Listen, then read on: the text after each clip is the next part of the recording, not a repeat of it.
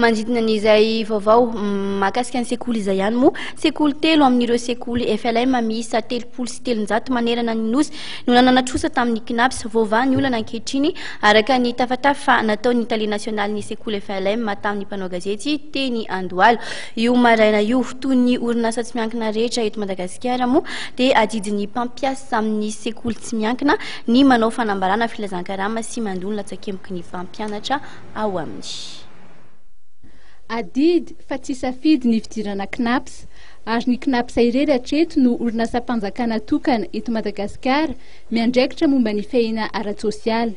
Toy ny mpiasa rehetra amin'ny orinasa tsy miankina dia tsy maintsy miditra mpikambana Cnaps ny mpampianatra amin'ny sekoly tsy miankina ka izay no mahatonga ny sekoly FLM manerana ny Nosy ampiditra ny resaka Cnaps ao anatin'ny contrat de travail an'izy ireo.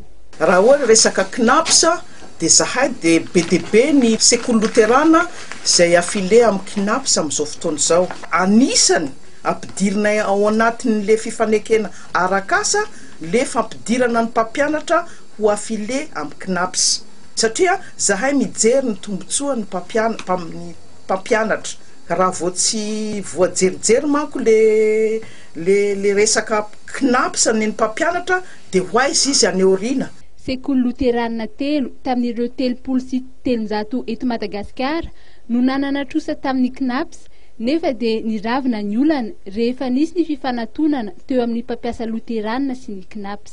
Nitsanga nisy tany Tuleara ohatra zay efa nisy grosy nivoaka dia nifampiraharaha tamin'ny Cnaps tao toerana izahay nisy fifanarana zany tao hoe aloavinareo tsikelikely ary dia efa manomboka mandoa tsikelikely zao ny sekoly loterana ao Tuleara zany dia tena isorana be dia be any Cnaps mihitsy satria misy zany fifanantonana iarahana handoany le latsakemboka tsikelikely mandra-pahavitana.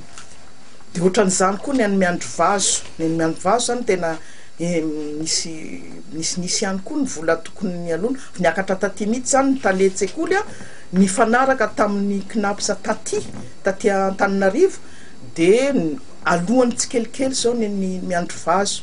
Dia ohatran'izany koa ny ka ny mangarivotra ao Atsirabe efa voaloha ara-dalàna daholo efa tsisy arerien'ny Cnaps atsony zao ny mangarivotra ao Atsirabe. Isa 3 volana ny Cnaps dia tsy mitsahatra ny mampatia ny adidin'ny mpampiasa amin'ny alalan'ny hainao manjery. Ankoatr'ireo dia manana filazana an-taratasy ny Cnaps, misy koa ny vidinana ifotony ataon'ireo mpanara-maso na contrôleur assermenté. Raha toa moa ka miziriziry tsy manara-dalàna ny mpampiasa dia voatery ny Cnaps miroso amin'ny procédure de recouvrement izany hoe ny mise en demeure ary 12 andro aorian'izay ny contrainte eny anivon'ny tribonaly.